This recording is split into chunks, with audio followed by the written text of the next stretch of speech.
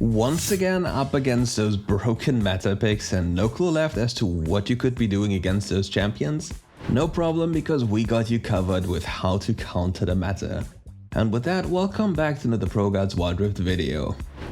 And let's just start with a champion that is good into Kha'Zix and Lee Sin at the same time. Vi. Vi has an insanely fast and healthy clear when it comes to jungling. And not only that, she is also quite strong in the 1v1 isolated matchup. Her damage is quite underestimated in most situations because this champion isn't seen so much, at least in the EU West solo queue. However, in the Asian regions, this champion is picked a lot more, especially when the enemy locks in Lee Sin or Kha'Zix. And now we go to the territory as to why she's so good.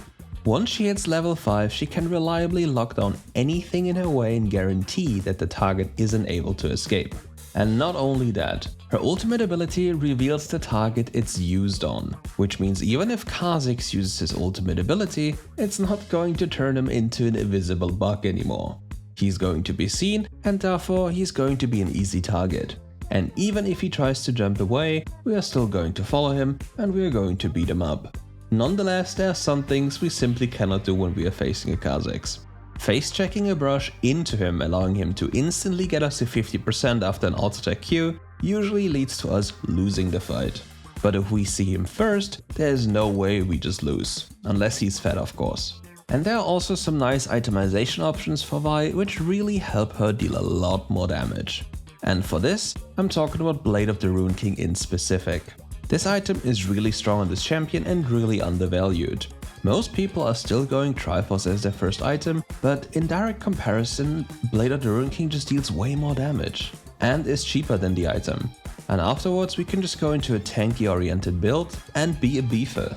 And whatever happens throughout the game, we are still forcing the enemy team to pay the stasis tax. Why though? The reason is quite simple. Whenever we have our ultimate ability available, we can just use it on anyone we want. Most likely a carry though. And if we touch him with the ultimate ability, he's going to succeed for quite a while. And this is enough time for your entire team to take quick care of him and win the teamfight. Consequently, not buying the stasis enchant into a Vi is borderline griefing already. And now let's take a small break for our question of the day. What champion is a nightmare for you to face and why? Let me know in the comments below, and while you're at it, leave a like and subscribe to the channel. And now let's move on to a really annoying champion in the Baron lane. Here we have Camille. What can we do against this champion to finally break free from the annoyance of this power pick? And for this, we have AP Gragas. All of you remember the tank Gragas in the past. I mean, he's still playable, but he's just not the same as he used to be. Multiple nerfs to his base stats, his cooldowns and grasp just hurt the tank variant a bit too much. Nonetheless, the AP variant with a Rod of Ages rush really hurts and is still as stanky as the other variant used to be. And all thanks to base stats. And now let's talk a bit about Gragas as a laner. Gragas is one of the most disgusting laners in the game. Just by autocasting his first ability, it's literally unable to miss and it deals quite a lot of damage. So if you think about what Camille can do with her second ability, Gragas can do the same with a lower cooldown. And since he's maxing that ability, it's going to hurt really much. The next thing is that Camille can never really outtrade the Gragas in lane without being too careful about his burst damage, since we're running Electrocute. Nonetheless, there's one thing we need to be very careful of. If she's playing very well, she can buffer her first ability in order to receive a passive shield the moment we body slam her. Which means our entire trade is going to go into her passive shield because it absorbs like 20% of her max HP. But even if that is the case, there's no way in hell that we're ever going to die to a Camille unless we are griefing. Even if she drops her ultimate on our face, we can just ult her away and just walk into the sunset. And the moment we get into a teamfight territory, our champion is going to do so much more than the Camille can ever do. And as we reach later stages of the game, even in a split push territory, she can't really kill us unless she specifically itemizes into doing so. And even if she tries to do so, well, remember, she can't kill us because of our ultimate. Nonetheless, don't throw your cask before she uses her ultimate, otherwise she can just dodge it and then you might actually die, and we don't want that. And next up comes a pick that everybody hates. Yasuo. So usually you can say ban Yasuo because he's either 0 and 10 on your team or 10 and 0 on the enemy team. But let's talk about the Yasuo on the enemy team and how you can stop him from being 10-0, but rather turn him into the 0 and 10 Yasuo on your team. For this, all you have to do is pick Renekton. Renekton absolutely crushes Yasuo in lane. However, on level 1 even Renekton has to be a bit careful. Because all of you know, Yasuo level 1 can be quite scary because of his first ability and the auto-attack reset. And depending on what starter item he took, be it the Brawler's Glove or the Dagger, he might even get super lucky and crit us twice in a row, which then turns us into a very sad crocodile. So if you want to approach the situation from a more safe way, just wait until level 3 and then it's literally impossible. Because your damage is just too insane, your crowd control is too insane, and your mobility at the same time is also too good. The only way you can mess this up is by trying to dive the Yasuo and then failing miserably. And the moment you complete Blade of the Ruin King, you can just 100-0 dive the Yasuo without him being able to do anything. Your empowered second ability is going to crush him. Which brings us to the next thing about Renekton.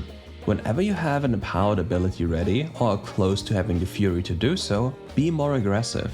Make use of the surprise effect.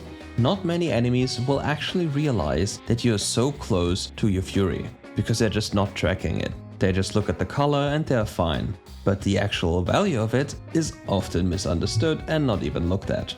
And one more thing when you're playing Renekton, whenever you're facing somebody, it's very likely for him to have taken bone plating. It's just too good into your champion in specific.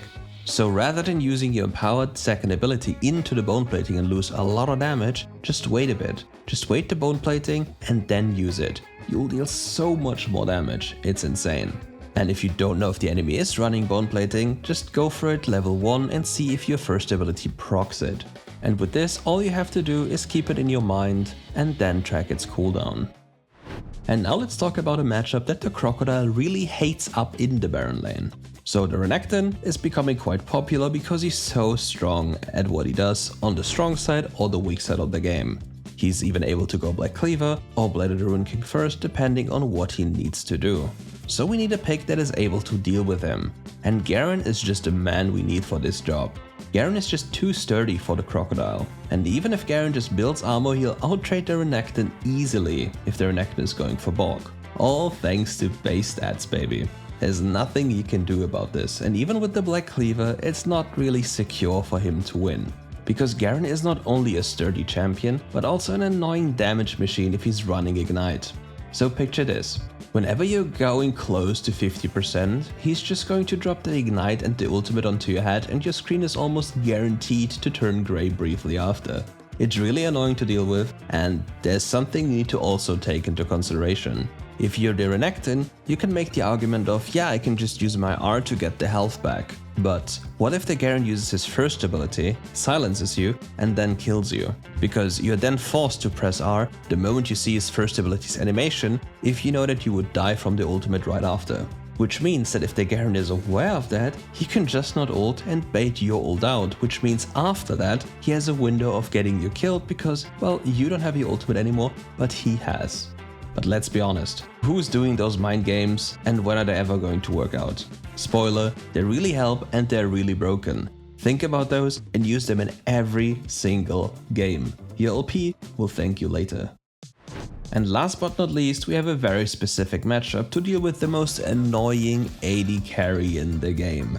Varus has been permanently banned for multiple reasons throughout the entirety of this tournament year. Well, before he wasn't really, but then there was this 999 bug and people realizing how obnoxious the champion can be, so well, might as well remove it entirely. But here we have Ziggs into Varus. And the reason for this pick isn't necessarily to crush the Varus, because you can't do this.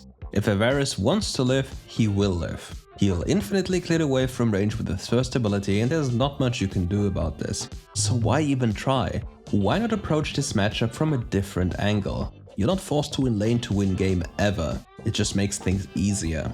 But in this lane in specific, we want to neutralize the mobile annoyance called Varus, and we want to handshake the CSing as he cannot zone us from CSing thanks to our range, but we can't do the same. In return though, as the game goes on, we'll have a bigger impact on objective fights and most likely in any other teamfight scenario. Because you can basically ask every pro out there or every high elo player. Dealing with the Ziggs is obnoxious. On the other side, dealing with the Varus is also obnoxious. So nobody really wants to play against those champions, ever. For a good reason. And on the plus side, since we are so far away from the action and the Varus, we can easily sidestep his first abilities without any problem. And our spells will be hitting the entire team all the time, which makes it a bit more annoying since we have more poke spells available than the Varus. And in the end, it will turn into a battle of who gets hit by whom, and then we see how the game goes on. But in the super late game, you might even two-shot the Varus with just your ultimate and a Q or literally anything you throw at him. But for the matchup in lane, you have to be a bit careful early on. You're not the strongest champion in the early game as a Ziggs and you need some gold to scale, and your first item is going to decide this in your favor. Ludens is just too broken on that champion and needs maybe some fine-tuning in the future. But we'll see about that one after the Horizon Cup, because it's very unlikely that Riot is going to push for balance changes during the Horizon Cup, unless we need emergency changes fast. And that concludes today's video. Thank you all for watching, and if you enjoyed the content, make sure to leave a like, subscribe to the channel to never miss anything ProGuides again, and see you tomorrow for another video. Thank you, see you.